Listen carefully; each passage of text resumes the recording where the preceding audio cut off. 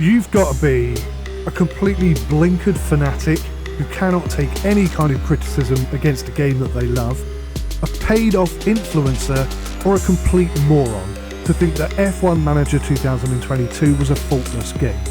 For Frontier to stop development after a mere 3 months, leaving behind them numerous in-game bugs and issues, has not done the company or this franchise any favours at all.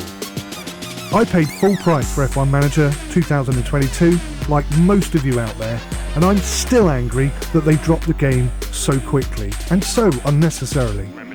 Frontier, though, have sent me a review key for F1 2023. Mark my words, that's not going to guarantee a positive review from me. I'm still pissed off about F1 Manager 2022, so they're going to have to impress me a lot to win me over. Unfortunately, they only sent me the key 24 hours before release, so I have had to rush this review through. All gameplay can be viewed on my YouTube channels, and you can see for yourself any bugs or issues that I encountered in real time, but I'm not going to have enough time in order to put every snippet of video footage with every comment I make, so you're going to have to cut me a bit of slack on that one. So the quick review is this. F1 Manager 2023 is by far the better game of the two in every single department. This is, without a doubt, a noticeable upgrade across the board. Tyre wear, tyre management, and the relevance of tyres have been greatly improved. We've now got surface and carcass temperatures, making the management of your tyres way more important. AI race behaviour, events and the situations have all been expanded and enhanced upon as well. The radio comms are significantly improved, with numerous real-world sound bites being used. Each part, like a wing, front wing, rear wing, etc, etc, etc, now has a life expectancy and can get damaged and become less effective over time. The cinematic crashes and the incidents have all been improved as well. The UI has been modified, and in some areas it has been enriched. Pit stops and crew are now critical to your race, and they're not an afterthought like they were in 2022. And they've even added 2 new gameplay style features available, which are actually quite fun, but basically they are the same thing. However, most, if not all of these upgrades and improvements could/should have been applied to F1 Manager 2022. The game itself is still miles away from the level of depth that we enjoyed in Motorsport Manager. There are still UI issues that exist, which lead to unnecessary clickfests and many repetitive actions that could easily be resolved.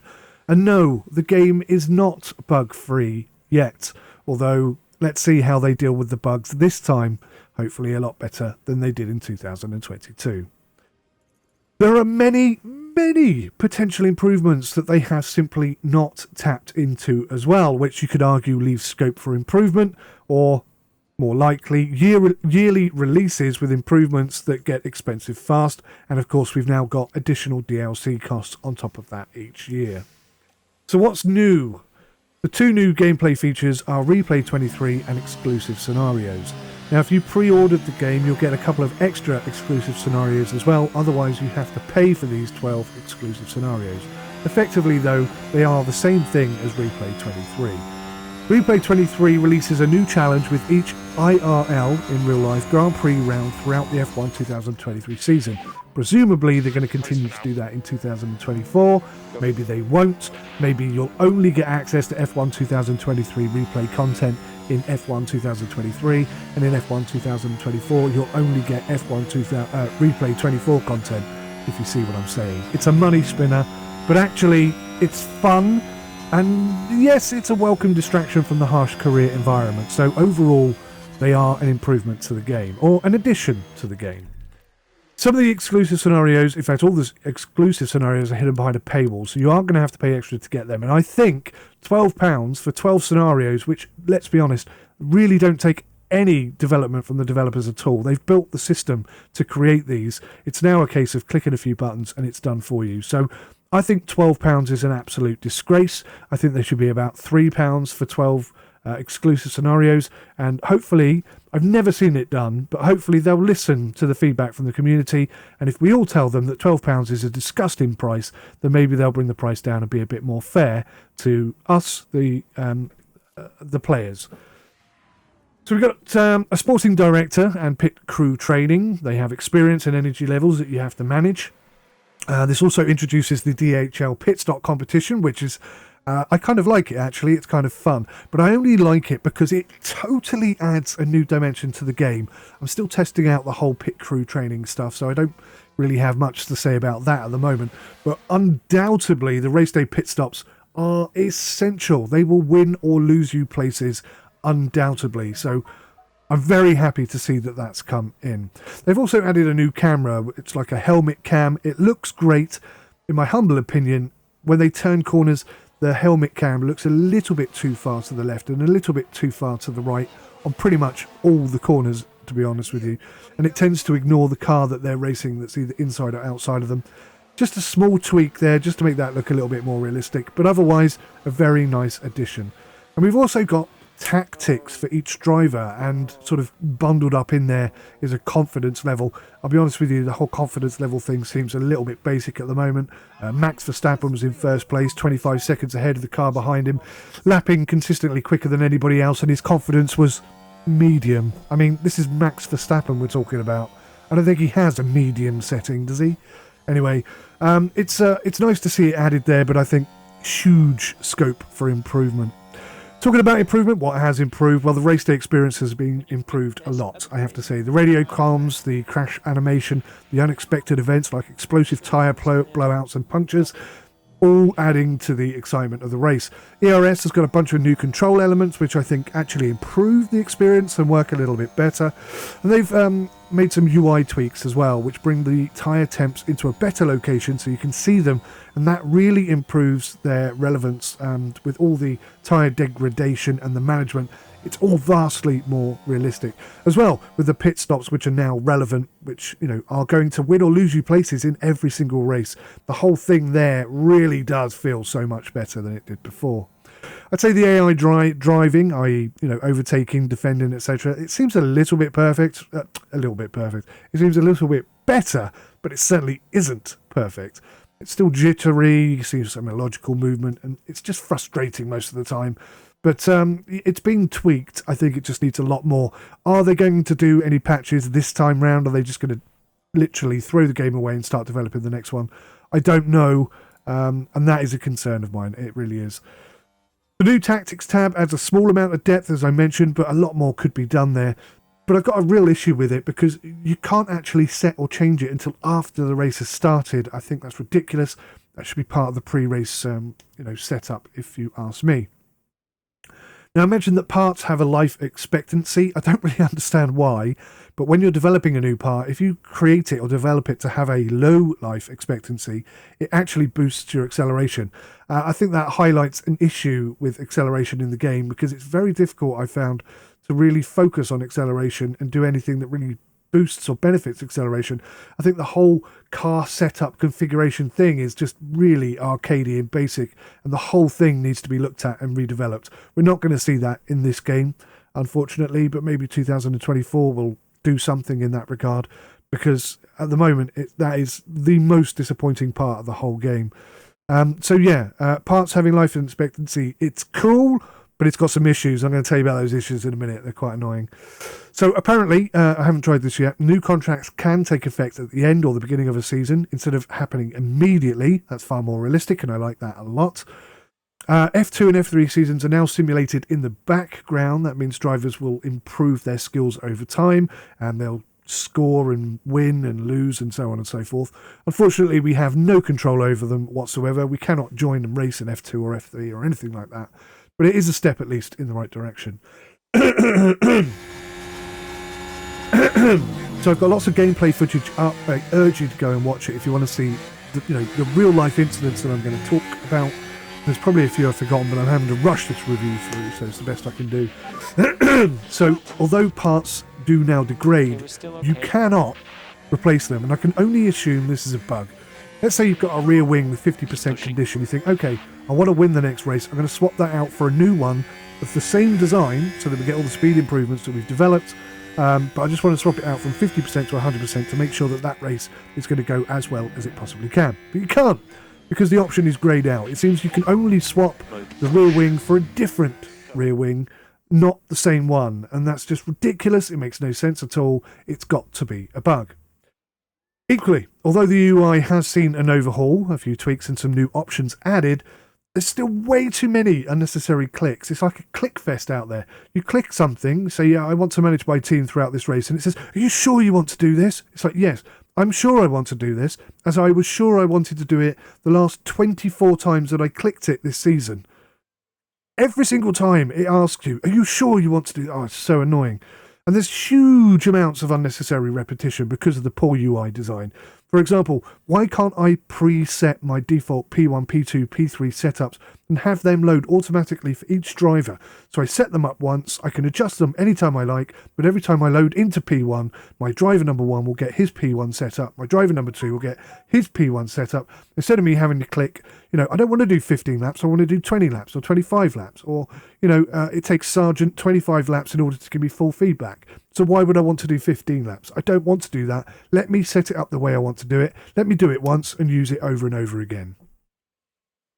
Now, the pre-race setup, the mini-game thing, where you adjust your toe in and your front wing and your rear wing and stuff, that little mini-game there has been simplified. It's been made even easier than it was before, and it just feels like a pointless exercise now. It's so boring.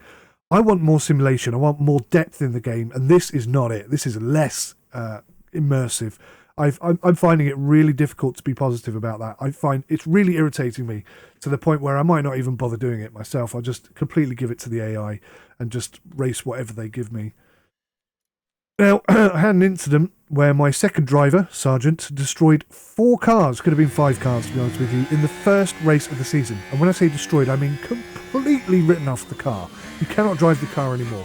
He didn't receive a single injury, but he could not continue to race in P1, P2, P3, or the actual race because he'd written the car off completely.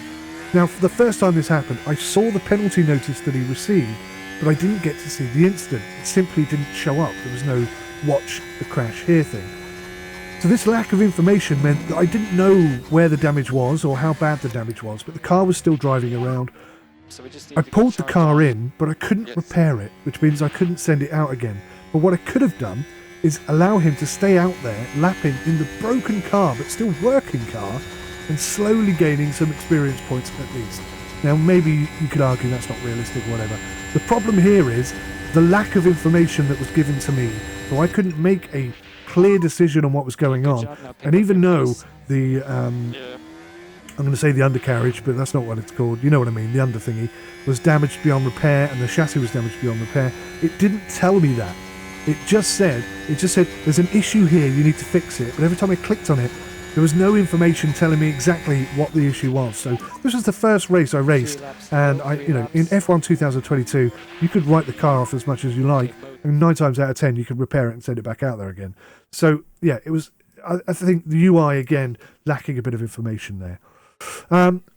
Another incident, I was in a fantastic point scoring position. First time ever, we would have got points on the board. I think we were 11th. I brought my car in to put new tyres on, and almost as he arrived at the pits, Russell wiped out and caused a red flag. So we were really unlucky there because we lost loads of positions. But that isn't what caused the problem. The problem was, whilst we were all parked in the pits for 20 minutes, on the restart, I had like an extra 8 to 10 litres of fuel on board. Where the hell that came from, I don't know. Okay, it gave me the opportunity to push the engine harder, but of course we weighed loads more than the AI did, and as such we were much slower, and we just dropped down the order and there was nothing I could do to stop it. We lost points there. That's a big issue. Now, I think there's a lot that could be done with this game to make it improve, to make it better.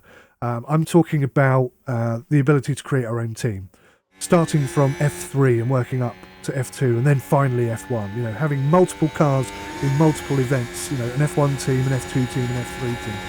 This would be fantastic, I think. It would really throw the game open. It would just make it so much bigger, so much more fun and enjoyable. There's still no auto switch camera option, the little 5 cameras or 6 cameras that we have now. I'd just like to be able to press a button and have it just switch between them. I don't want to have to keep doing it myself. Obviously I want to be able to override that at any time, but yeah. More immersion, character details, depth, a bit of life to the game, illnesses, injury, happiness. I'd like to see an unhappy driver quit and join the rival, or an injury after a big crash hinder their performance. I'd like the ability to arrange more complex pit stops. At the moment you can say pit now or pit on the next lap. What I'd like to say is pit in 3 laps, pit in 5 laps, 10 laps maybe. Or if Hamilton comes into the pits, you pit on the next lap. Things like this, a bit of control so that you can sort of maybe partially automate some of this stuff off and not have to mouse click constantly. I'd also like to see a simulation mode, emergency builds for example, that allow you to have a part made instantly at a high cost. It's simply not realistic. Let's get rid of that. Just throw it out. It's a stupid implementation. It's arcadey. Let's not do it. Pre and post race interviews. I've just thought of that. I think it could be fun. Multiplayer. I'm sure we'd love to see multiplayer. Wouldn't that be exceptional? And then we've got very limited options and controls, especially how and when to react to radio transmissions. I'd like to be able to say, automatically show me a replay of all incidents or just the incidents where my car is involved. Things like that should be in the game from default, and they're not. Now, I've asked for keybind options repeatedly in F1 2022. We can have preset options saved and implemented with a single button press, or even changed to be voice activated. So let's say we've got some preset configurations, 1, 2, 3, 4 and 5. So we've got a VSC configuration, a safety car configuration, a fastest lap run configuration, basically where you say to the car, I want you to maximize everything and really go for it for one full lap. There should be a protect your teammate, fight your teammate, let your teammate through button. Some keybinds for these things rather than having to click multiple times on the mouse. And then we got to catch the car in front, button, preset option, which basically says I want you to push hard for 1, 2 or 3 laps until you're within DRS range and then hold that position. Things like this could be so much more useful and just really, give a bit more immersion to the game, I think. I'd also like to be able to expand the information out onto additional screens. I have 4 screens here. I don't like the fact that it's all confined into one screen. It's clever how they've done it, but I think, like in the real world in F1, they have multiple monitors, all showing different data stats, etc. Why can't we do that here? It would be so much more realistic. Speaking of realistic, the data-fed information, right now it seems so basic and often generic instead of specific to each car and driver. I've asked previously to just show us how much fuel we're using per lap, then let us calculate how much fuel we want to put in the car. But no, it's still very, very basic and very arcadey. I'm talking about delta times, tyre degradation, let us have the stats, let the whole game work off the stats for real. I think it would be more immersive. Finally, I'd like to see some commentary for the actual race itself. I mean, right now at least, there are only a few drivers, so this can't be that difficult to do. Anyway, summing up, this is by far the better of the 2 games. I'm still not happy that they stopped developing the first one after 3 months. I'm concerned they're going to do it again. And I think I think the DLC price of £12 for 12 scenarios is absolutely disgraceful, and they should bring that price down to about £2.50, £3 maximum. And I think they should give a discount to anyone who owns the first game to buy the second game, purely because they ditched the first game so quickly. And I think they were always planning on doing that, which makes me concerned that they're going to do it year after year. This is a yearly release product, and they're not really interested in fixing or improving anything in this game.